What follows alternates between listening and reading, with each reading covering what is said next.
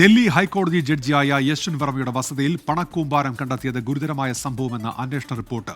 സംഭവത്തിന് പിന്നിൽ അട്ടിമറിയില്ലെന്നും പണം ജഡ്ജിയുടേത് തന്നെയെന്നും സുപ്രീം കോടതിയുടെ ആഭ്യന്തര അന്വേഷണ റിപ്പോർട്ടിൽ വ്യക്തമാക്കുന്നുണ്ട്. അജീഷ് ജയകുമാർ ഇപ്പോൾ വിവരങ്ങളുമായി ഡൽഹിയിൽ നിന്ന് ചേരുന്നുണ്ട്. അജീഷ്, ഈ റിപ്പോർട്ടിൽ എന്തൊക്കെ കാര്യങ്ങൾ വ്യക്തമാക്കുന്നു?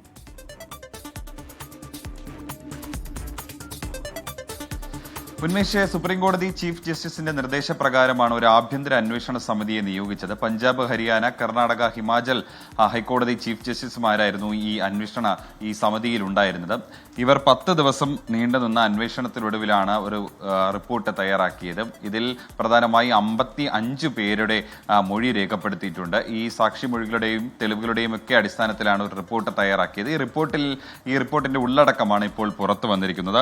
അതിൽ പ്രധാനമായും പറയുന്നത്, ഈ ഡൽഹി ഹൈക്കോടതി ജഡ്ജായിരുന്ന യശ്വന്ത് വർമ്മ ഇദ്ദേഹത്തിന്റെ വീട്ടിൽ സൂക്ഷിച്ചിരുന്ന പണം ഔദ്യോഗിക വസതിയിൽ അതിന് തെളിവുകൾ കൃത്യമായിട്ടുണ്ട്. മാത്രമല്ല, ജഡ്ജി വർമ്മയുമായി ബന്ധപ്പെട്ടവരോ അറിയാതെ ഈ പണം ഈ വീട്ടിലെ സ്റ്റോർ റൂമിൽ സൂക്ഷിക്കാനാവില്ല. മാത്രമല്ല, ഈ സ്റ്റോർ റൂമിലേക്ക് ആക്സസ് ഉണ്ടായിരുന്നു. അതായത് ഈ സ്റ്റോർ റൂമിൽ കാര്യങ്ങളെല്ലാം നിയന്ത്രിച്ചിരുന്നത് ഈ ജസ്റ്റിസ് വർമ്മയുടെ കുടുംബാംഗങ്ങളാണ്. മാത്രമല്ല, ചില മൊഴികളും ഈ ജഡ്ജിക്കെതിരെ വന്നിട്ടുണ്ട്. അതായത് ചില ഫയർഫോഴ്സ് ഉദ്യോഗസ്ഥരുടെയും പോലീസ് ഉദ്യോഗസ്ഥരുടെയും മൊഴികളാണ്.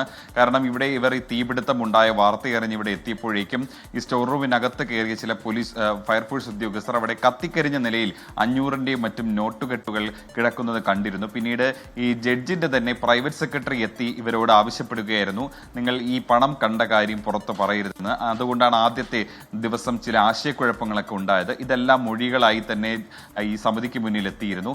പക്ഷേ ഈ കണ്ടെത്തലുകൾ ഈ കത്തിക്കരിഞ്ഞ നിലയിൽ ഈ നോട്ടുകെട്ടുകൾ ഫോട്ടോയും എടുത്തിരുന്നു. പക്ഷേ ഈ മൊഴികളും ഡിജിറ്റൽ തെളിവുകളും ഒന്നും നിരാകരിക്കാൻ ജസ്റ്റിസ് യശ്വന്ത് വർമ്മയ്ക്ക് ആയതുമില്ല. അതുകൊണ്ട് തന്നെ ഇദ്ദേഹം കുറ്റം ചെയ്തു അല്ലെങ്കിൽ പണം വീട്ടിൽ സൂക്ഷിച്ചു എന്നതിന് തെളിവുണ്ടെന്നാണ് ഈ സമിതി കണ്ടെത്തിയിരിക്കുന്നത്. ഇദ്ദേഹത്തിനെതിരെ നടപടിക്കും ഈ റിപ്പോർട്ട് ശുപാർശ ചെയ്യുന്നുണ്ട്.